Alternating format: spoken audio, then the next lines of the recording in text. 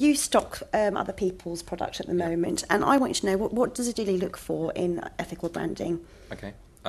What we do, and this is very transparent on the website, is actually have what we call an ethical matrix, and it is looking for each brand and each product to have what we call one ethical hook and a major ethical hook. Now that might be certified organic cotton in terms of the environmental impact and the impact on the farmers and the cotton fields, or it might be it's fairly traded, i.e. it's really focused on small producer groups, or it might be recycled clothing, for example. Patagonia, which is quite a mainstream brand, actually specialise in recycled clothing in a very big way. I know it doesn't sound very attractive, recycled clothing, but actually the product they make is fantastic and technically very strong. We also have some minor hooks, as we call them. Dilys referred to traditional skills, which is something we recognise as being very important. What we wouldn't do is stock a particular product just on the basis of traditional skills if there wasn't a major hook in place as well.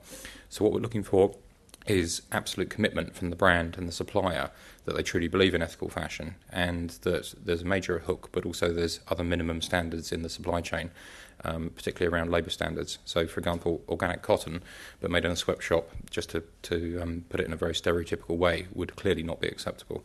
So we're looking for depth of belief by the supplier. The other thing we do at Adili is actually we work with a couple of brands who are what we call working towards. And this came right from when I was thinking deeply about what Adili means before we started trading. And the idea actually came from John Lewis's FSC certified hardwood furniture range. And what impacted me in a big way was in their leaflet they said, look, we don't just stock FSC certified hardwood. We actually help those farmers who can't afford at the moment, those people we harvest timber on behalf of us, to work towards getting FSC certification, because it's a very long, arduous, inexpensive business for the farmers. And we just commit to you as a customer that we will track them and support them all the way through to certification. So that gave me the idea really to say we should do something similar with ethical fashion in the clothing market that we would be participating in.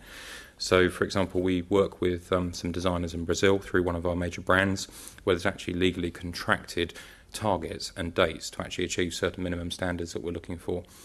We also work with a brand out of Bali and given them a lot of consultancy input and a lot of support, again working to predefine targets and have periodic reviews.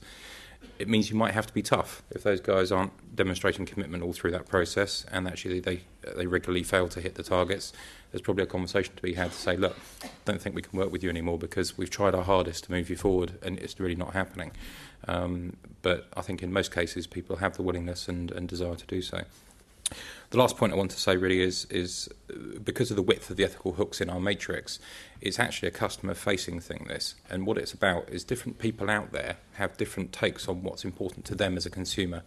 Some consumers are really keen on labour standards or producer groups as a key interest area to them. For other people, organic is really critical to their lifestyle or the way that they feel. And for others, environmentally recycled product is absolutely key. So what we're not trying to do is say, look, there is one particular flavour of ethical fashion and that's the only answer. We're saying there's lots of different flavours. What we'll do is be very transparent in describing the product and describing the nature of the ethical hook that we're positioning this product to you with, but we'll let you make the choice. So customers can actually say, right, I'm into organic, fine. I know that 50% of the Adili range is organic, or I'm into fair trade or labour conditions. Then there's another 50% or close to 50% that hit that mark. Recycle is probably about 20% of the range that we do. And obviously they cross over, it adds up to more than 100%. So we're not trying to tell the customer that's the answer. We let them make up their mind because lots of people have different views on this.